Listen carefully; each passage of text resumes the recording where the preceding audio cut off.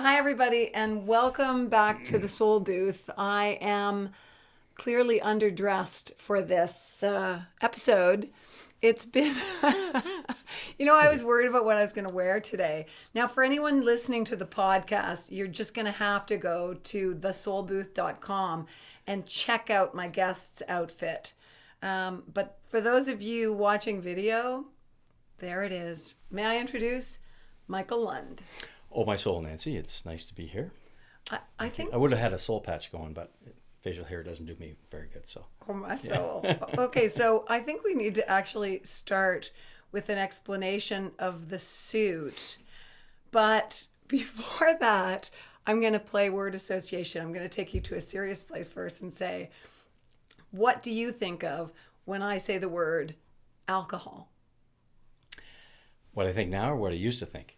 Either, both. Because what I used to think when I heard alcohol was good times and party. Yeah.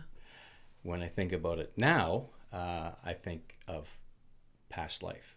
Mm-hmm. Because it was my past life, a lot of alcohol. And the beautiful thing is that you remain the life of the party, even though you cut out the alcohol. True. That's what I've tried to do because my father was also an alcoholic, and he quit at 41. And he became somewhat reclusive, bit of a hermit almost sometimes, I would say.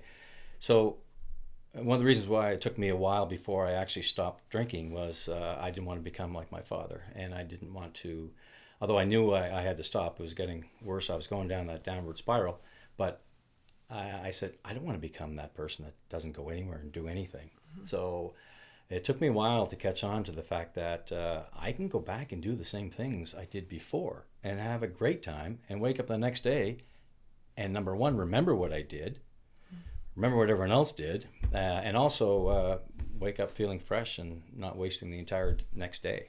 Yeah. So I've made it a point to try to get back to my, keep my same friends, not change my friends, which some people have done in recovery.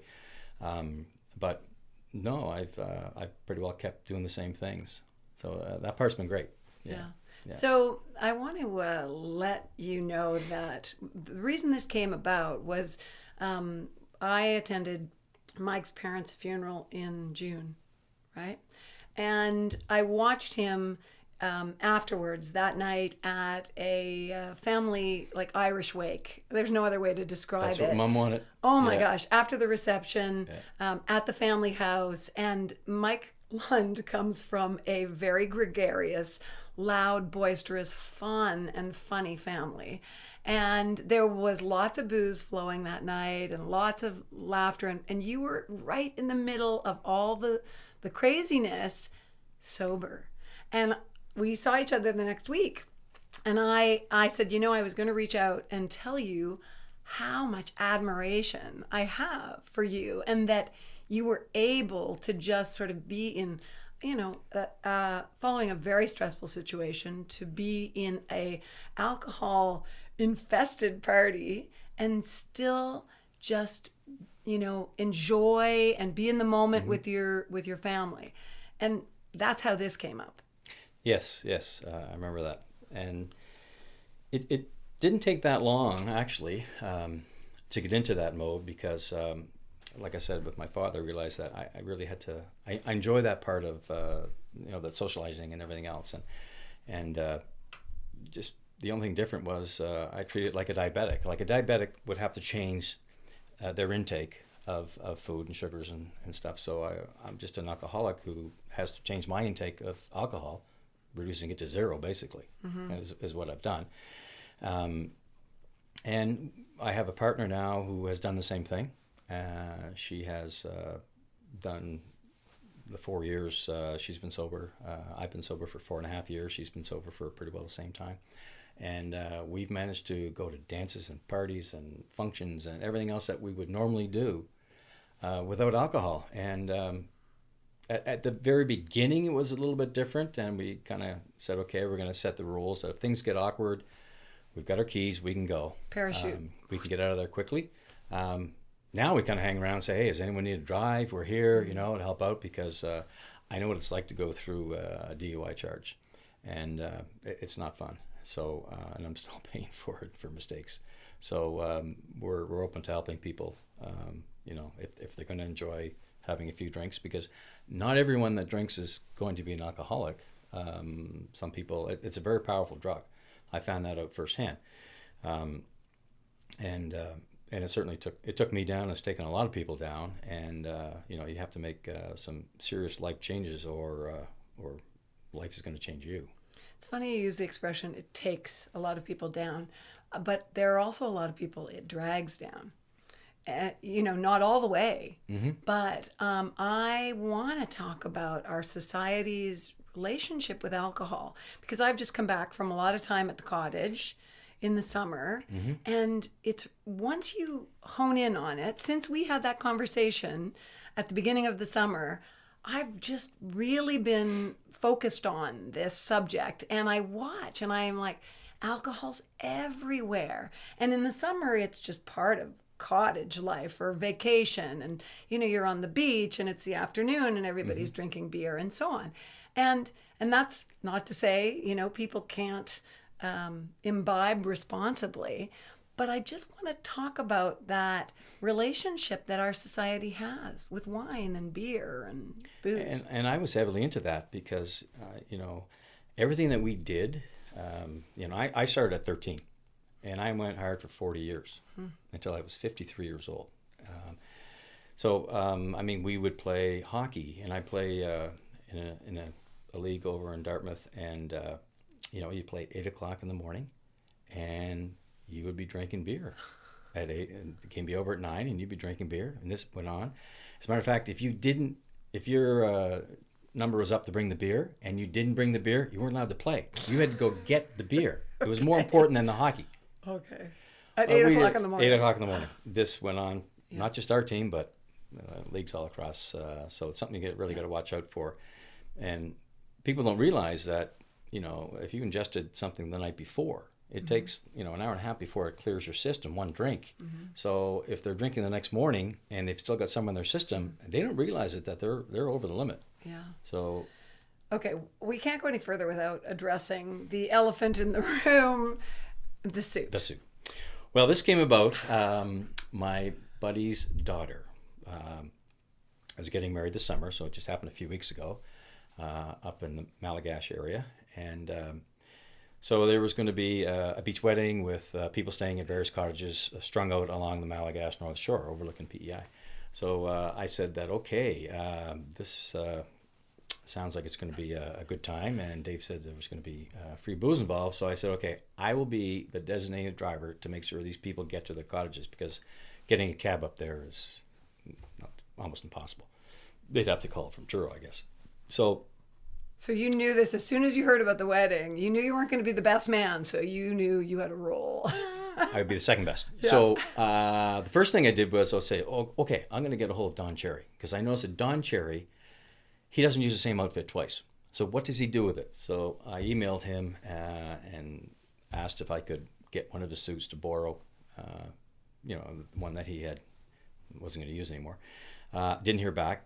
So my girlfriend went on Amazon, and we found this suit. We had to get the ugliest one, of course. I was going to say, what did you Google to find this exact suit? Ugly suit. Yeah. And okay. This came up. Yeah. Well, it was a successful mission. It was very successful. I'll tell you the story. So I was ferrying people around, and I was at 2:30 in the morning. I was stopped by the police as I was going through the town of Wallace for speeding. So, but I wasn't worried, because I was dressed like this, and I was doing something honorable, and I thought I would better tell him. Just maybe that'll get me out of this ticket. So the officer said, the reason I pulled you over is because you were doing over 30 kilometers over the speed limit. And I said, I didn't realize it was a 50. And then I basically said, look, officer, I said, I'm just trying to help out here. I'm driving some people around to their cabins because of a wedding. I'm doing the DD thing tonight. And he just looked at me, and I said, you like my suit? And without skipping a beat, he said, yeah, I thought I was pulling over Don Cherry. Oh, my God. So he said, thanks for being the DD. Go ahead. Is that right? Yeah, he said, it's not an 80 till up the street. Oh, that's amazing. Yeah, so it worked. So I thought you were going to say he assumed when he saw you in this suit that you had to be drinking. Well, I thought he probably did. Yeah. Yeah. Like, okay. But as soon as I gave him the story, he was fine. He was good. You know, it was great. So it's paid for.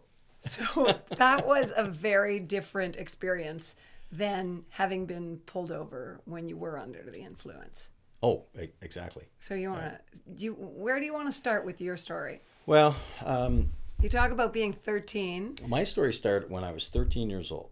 And I remember the first time that we actually got drunk, and this, you talk about society's pressures. I remember the week before, all the young girls that we were hanging around with, so what's that, grade 8, were talking about how funny a guy was who was drinking the week before. Well, I want to be that guy. I want to be the one they talked about. Yeah. So I went and got drunk the next weekend with vodka because your parents couldn't smell it, apparently. But I guess if you throw it up, they can smell it. I found that out. So that's when it started, and it just never stopped. To me, drinking and being the life of the party, drinking meant fun. And it just ruled my whole life. And I now, I go to AA now, and I see these people in there who were, 28 years old, have come into the program, and I admire them. I said, I wonder what my life would have been like had I not drank so much, because there was a few years there where it was very dark, and it was constant drinking, and I couldn't stop without reaching out for help. I tried it on my own, and it didn't work. I had my friends and family involved, and it really didn't work until I just reached out and had that moment of clarity where I did make the phone call for help to a person in the program. So did your friends and family try to stop you from drinking? Oh, absolutely. Yeah, so they tried to intervene. They tried, and I guess the defining moment, which would have happened on my last drink would have been March 15th in the Ides of March. I was going to say, beware the Ides of March. The only thing which is ironic, because the only thing I didn't drink that day was a Bloody Caesar.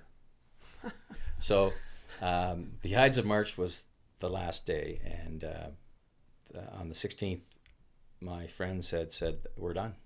Yeah. My family was getting tired, and I kind of had that moment of clarity where they call it a spiritual intervention, where you come clear and say, oh my God, I have to do something here. So it resonated with me that I had these people, 50-year-old people, who were babysitting me. Here I am intoxicated. I've really got to do something. They've got better things to do with their life than look after someone who is intoxicated and keeps getting intoxicated, has tried to quit on his own, but it's not working. What do you think triggered that moment? Can you point to something that was the kind of tipping point? I think it was kind of a convergence of a few different things. I was getting violently ill at this point because after I drink for a couple of days, I would go through these withdrawals. And even though I knew that it was going to happen, and that's how powerful this drug is, that it would, I would sit there and continue to drink. So I was physically sick. I was mentally sick. My brain was just totally foggy. They call it spiritual sickness. I was, my friends were at the point of, we're pretty well done with this guy. We've done all we can. And you have good friends. Yeah, they were tremendous. Yeah. And if it wasn't for me realizing how good they were, and my family realizing how good they were, that kind of, everything kind of happened on that day when I reached out and made the phone call to get a sponsor, and said, I can't do this anymore. I need help. And so, and I heard about this 90-day thing, and I tried to stop drinking myself, and was good for 6 weeks. And I would try everything, I would go to my parents' place in St. John, and because I knew I was safe there, and I wouldn't drink, and that worked. So even for 6 weeks, you could do it, yeah, and think then that maybe you had a false sense of security, and then boom, I would see it. I it's such a powerful drug. You've changed the synapses in your pleasure centers in your brain. And it's so powerful that I would walk into the liquor store and I'm saying to myself, I shouldn't be doing this. I shouldn't be doing this. I shouldn't be doing this. That's $30 for that rum. Yes, thank you. Knowing that I shouldn't, but it's so I get it. I get it when I see people and we go to these meetings and people that have gone through this addiction. We all get it, and we see other people in different forms of addiction, drug addiction or whatever it is. So we understand how powerful it is. So the 90 days was key for you. 90 days was huge. Basically, what they recommend in the program is working with the sponsor through the 12-step process. So there's 12 steps that you would have to go through. The first one, of course, is recognizing that you've got a problem. And working with a sponsor and attending as many meetings as you can for those 90 days. So I did that. I attended at least one meeting for my 90 days. And one meeting a day or a week? Or two. Oh, really? Oh, no, one wow. or two. Wow, yeah. At least one a day. So you're keeping awesome. Reading the big book, working with your sponsor, going through the steps. So it's a lot of work. You have to work at it. It's a full-time job. You got to work at it. You got to work at it. Recovery. I mean, alcohol, to become an alcoholic, it doesn't happen overnight. You have to work at it. Yeah. I drank for several years, and a lot of people have before they become alcoholic. So, and of course the saying is, once you become a pickle, you can't go back to becoming a cucumber. So you've got to stop it. So yeah, that 90-day program was working. As a matter of fact, my two brothers and I met near the end of like day 80 or something. We met in London for a boys' weekend. And I found a couple of AA meetings over there. Wow. That I get up, said, guys, I'll see you in a couple hours. I'm going to a meeting. And they're everywhere. You can find them anywhere. Any day, anywhere, any town. Just go online. How did you feel that weekend? Did you feel proud of yourself? That A, you had come this far, and B, you were not slipping, even in that situation? You do. You're still kind of apprehensive because you haven't gone through that period and you don't know. Because I heard about the 90 days. They said the cravings abate over time, but after that 90-day period, you really notice a difference. And it did work for me. But I was really committed. I was really fed up with what was going on in my life. With the drinking. At this point, I really wanted to quit. Before it was, do I really want to quit? Do I want to become this hermit? Do I want to just change my life that much? Alcohol equals partying. Alcohol equals fun. Yeah. And I don't want to take myself out of the fun. Exactly. And I didn't want to do that. So it's great to be able to finally realize that I don't need it. I can have fun. I'm having a great time. I'm enjoying my work better. I'm enjoying my life better. I'm enjoying my family better, my friends better. I can remember what happened because at the end I didn't remember anything. So it wasn't that good. Yeah. And you have beautiful kids. Wonderful children. Yeah. And it was rough when I was going through this because I know people would say, well, why can't you quit for your kids? But I couldn't. I couldn't. I needed something else. I needed that sponsorship to work with someone who has been through this before and to guide me through and to work the program and to work it hard. And so I put the time in and that's what you have to do. So that worked. And my relationship now with my children is great. They're wonderful. It was, I remember when my father went through this.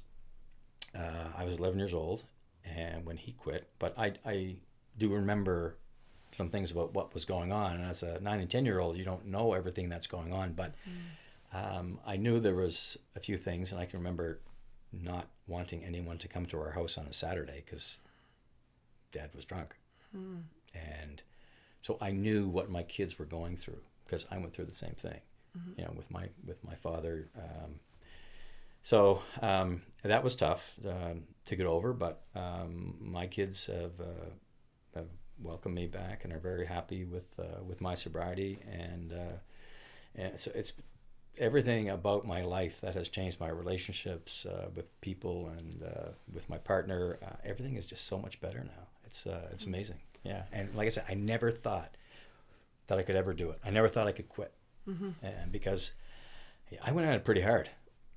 Yeah. Well, you told me about one work trip that you did to St. John's. Do you remember that conversation? Tell us that.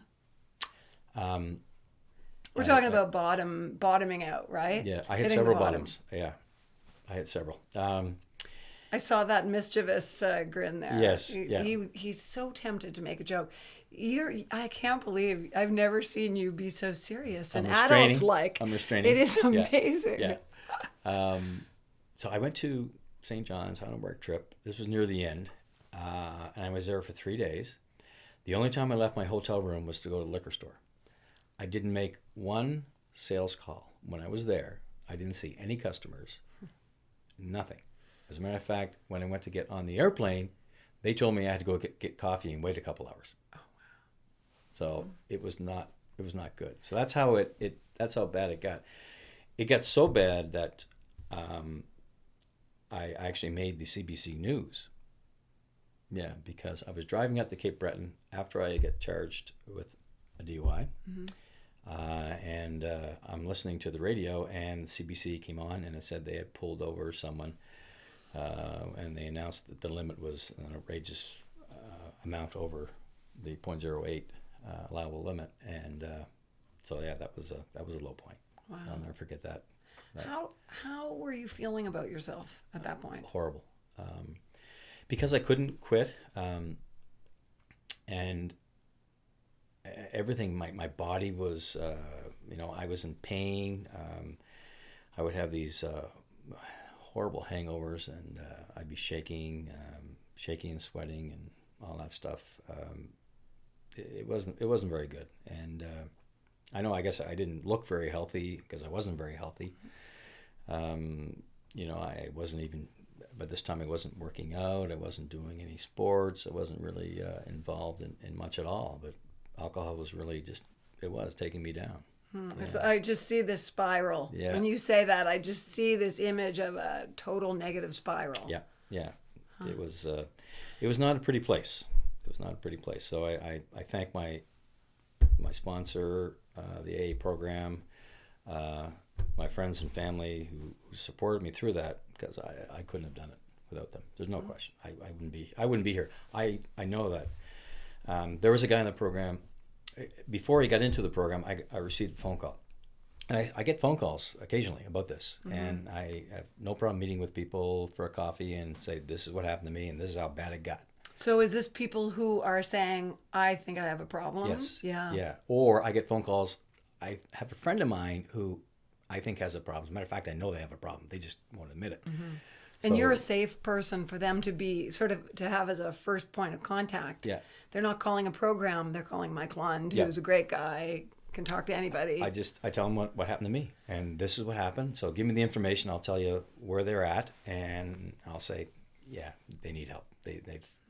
They're a full-blown alcoholic, and this is what happened to me, and this is what I did, and this is what it's like now, and this is what they can achieve if they work at it. It just doesn't come overnight for us, because it's hard to get out of. It's got a tough hold on you. So. What sort of role does that play in your sobriety now, helping other people? Well, in the program, that's part of it. Yeah. Is the giving back portion of it. So that's why a lot of people become sponsors. I didn't sign up to be a sponsor. I didn't want to have that type of commitment. I like the role of just helping people, friends out. Like what I'm doing now is just meeting people for coffee and stuff like that. Kind of like, my father, when he quit, he didn't do it through the AA program. But what he did was, because he was a physician, for, I guess, about 35 years, he was the go-to person for the New Brunswick Association of Physicians to go to, and it was called the Physicians at Risk. So if they had a problem with alcohol, he was the guy to call. So he had a separate line at home that Dad would take phone calls and talk and meet with people and do that kind of stuff. And that's something I have no problem doing. But getting back to the story about this one gentleman, talking about the seriousness of the disease. There's one gentleman who called me on the phone. I've never met him before. He was my age. I said, let's meet for a coffee. He just got out of the treatment house. A nice guy. And so we talked about the program, and he agreed to go to the AA program. And but he just didn't quite get it. And a lot of people don't get it at the beginning. Absolutely. No. So he didn't quite get it, and he died after a bender from a seizure. And then I realized how close I was, because I had I had these terrible withdrawals. So I was close myself. So it's just lucky that,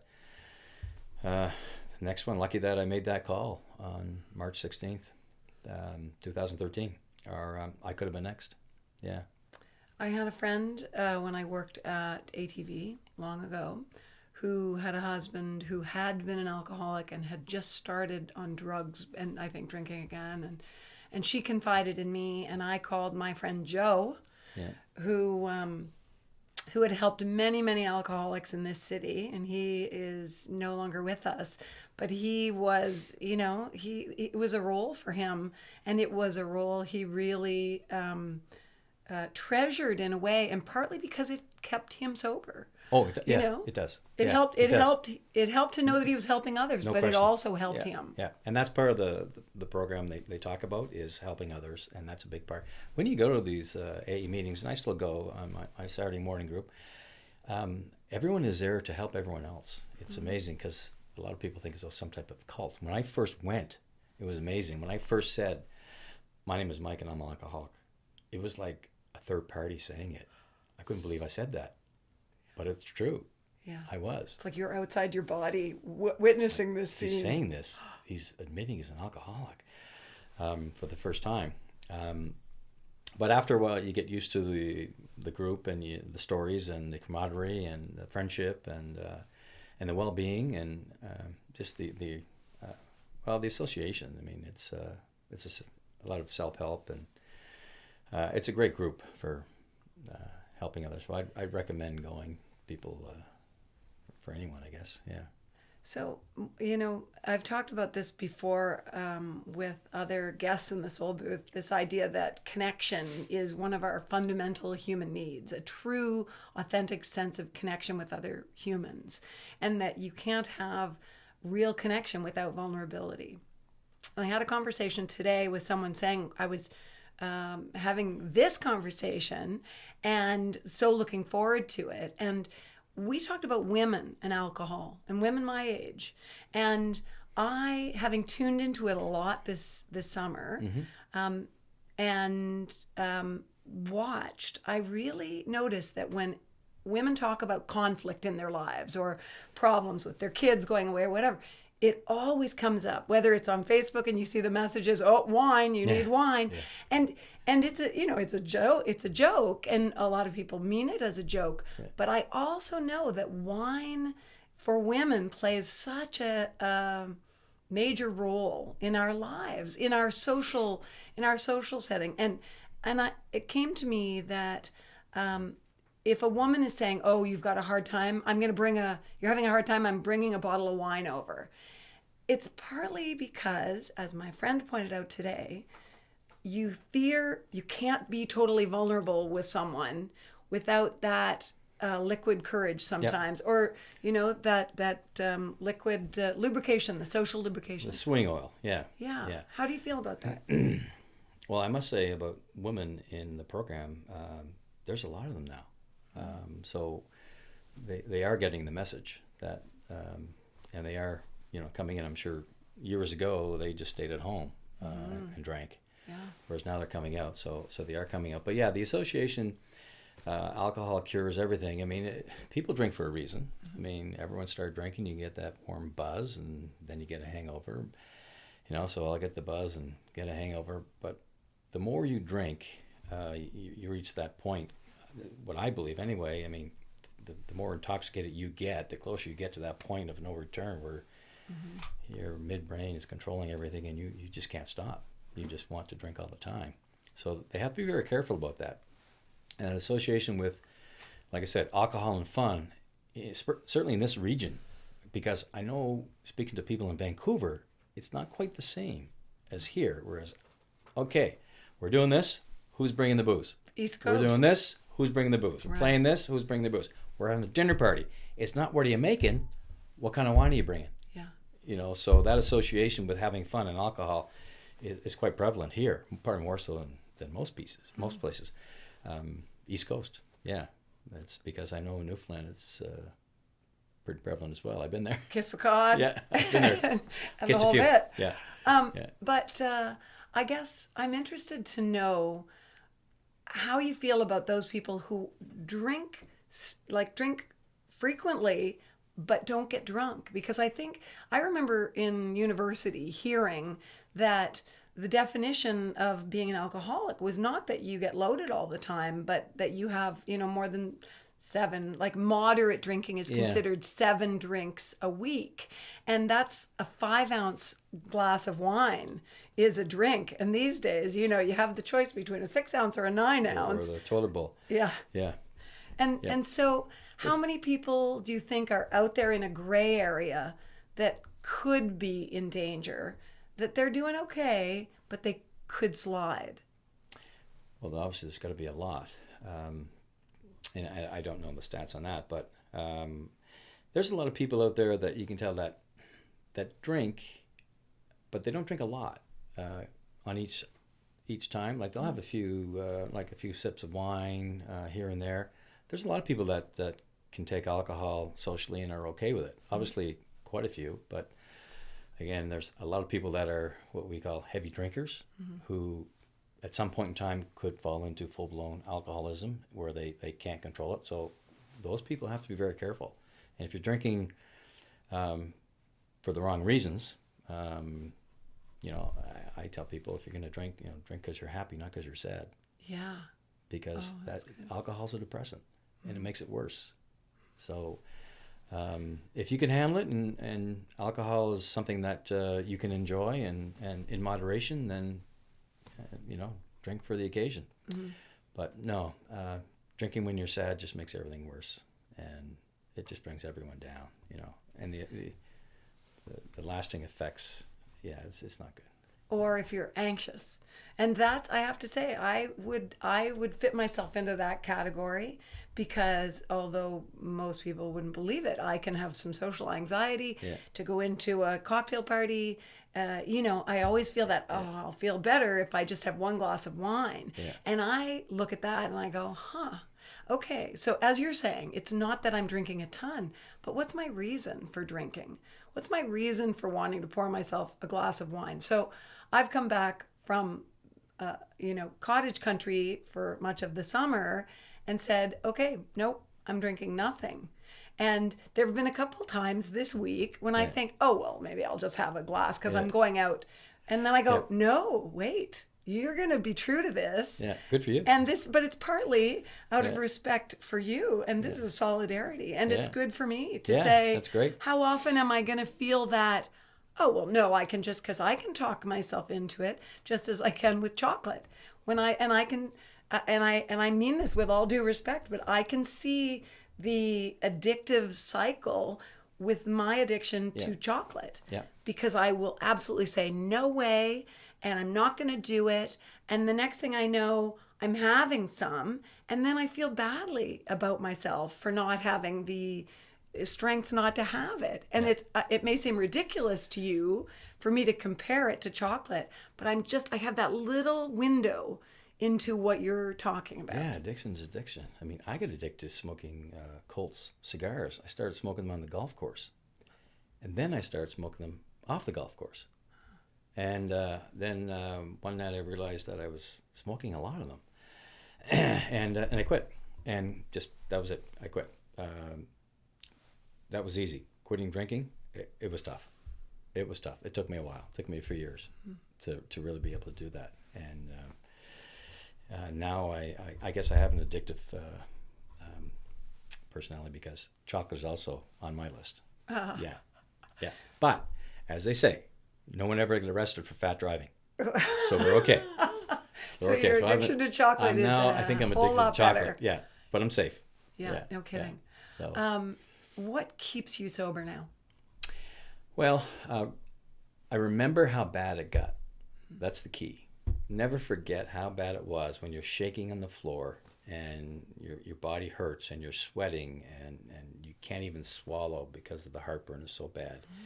And your brain is pounding and you're foggy and you can hardly move.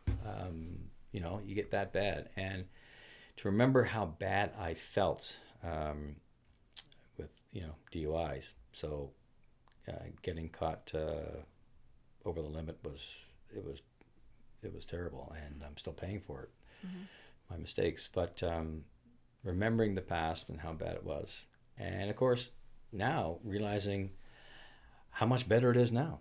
I mean, mornings are great now. Mornings weren't very good before because they were really afternoons. Mornings weren't mornings. So that was key. Remember the past, what it's like now, and I don't miss it. I enjoyed alcohol for a while, and alcohol turned on me, and it turned on me in a negative way, as it does to a lot of people. So it's time to shut it down and just go without it. Yeah. And what I love is that you could go from here right now and go downtown with friends dressed like this in your Don Cherry-esque suit with your yellow taxi hat on. Dollar store. And walk in and not feel like you needed a drink to be there in this hilarious outfit. No, and in years gone by, I would have. Yeah. Because, that liquid courage that we talked about, right? At the beginning, that's the way it was. Now I have no problem. And like I said, I'll go to bars. I've gone to bars. I've bought people beer. It's no big deal. They say, "Are you okay with that?" I said, "You don't have a problem." Yeah. Like I said, it's like the diabetic. They had to change their diet. I had to change mine. They can do it. I can do it. And I tell people, look, if I can give up drinking, anyone can. Because, I was hard at it for 40 years. So, and I enjoyed it for 40 years, apparently. Thought I did. So the stories go. One problem some people have with the program is the spiritual aspect of it. And does that keep some people out of AA? The religious aspect combined with the spiritual aspect has. I know when I realized that I had a drinking problem, this was years before I actually quit, that I knew that it was heading in that direction. I did look up the steps, and I saw a lot of God in there. I'm not a very religious person or a spiritual person, kind of a black and white type of guy. So that kind of turned me off. But when I get into the program, it's not quite like that at all. They've changed quite a few things because they realize that some people are not into the God or the spirituality. But it's more of a spiritual program than a religious program. Exactly. It is. So that aspect is still there, but and did that land for you? Did it change your sort of views on spirituality? Well, they talk about a higher power in the program, spiritually. It never really grounded for me, just I guess my nature. But what did ground for me was I used the power of the room for my spiritual guidance. That was mine, and just the positiveness in those rooms of people that were successful and went on with their lives and have enlightenment now was enough, and that's what's worked for me. So the spiritual part is different for obviously for different people, but that's how I took it. And I asked the questions at the beginning, and they said, well, use the power of the room and the strength of the room of all the years of sobriety here as your spiritual guidance, and that worked for me.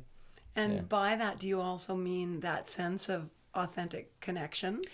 The big connection. That's why they encourage you to keep with the program, keep some type of connection. Like I didn't go much to meetings over the summer, but I would golf with guys in the program now. So we go golfing and with people, like-minded people who have achieved sobriety, and we can talk about it and laugh. Humor is a big part of it too. I mean, we can laugh and joke about it, and we get along great with. There's a good bunch of guys we golf with, and we have fun doing it. Yeah. And do you resort to telling stories about when you were at your worst?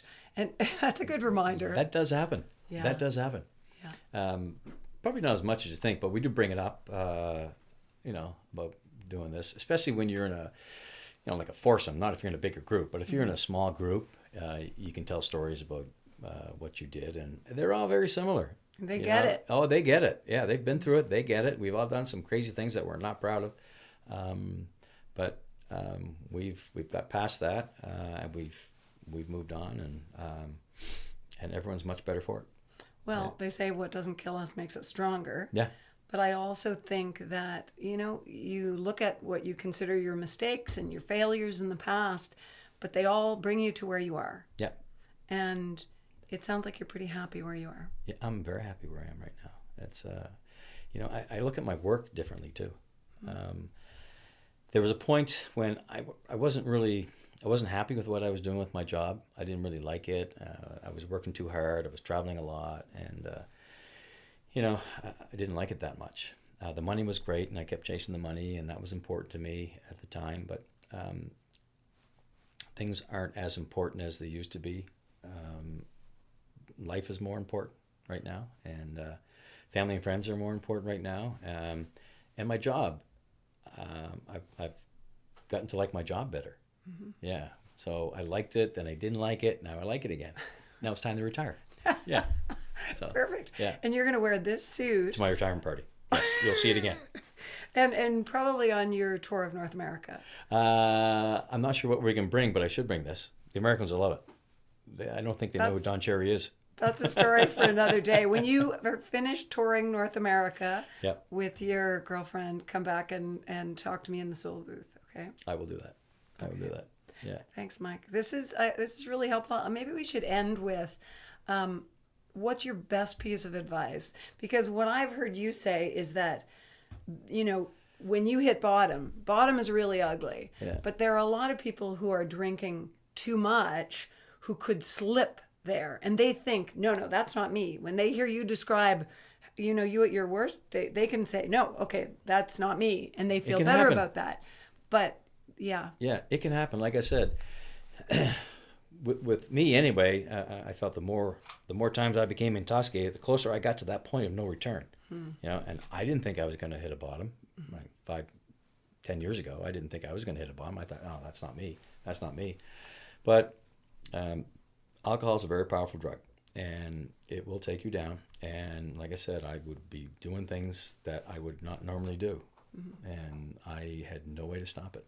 Yeah. So your best one piece of advice? If you think you're headed down that path, you better make some adjustments in your life, because it will take you down. And if you get into a situation where you think it is taking you down, it's almost impossible to do it alone.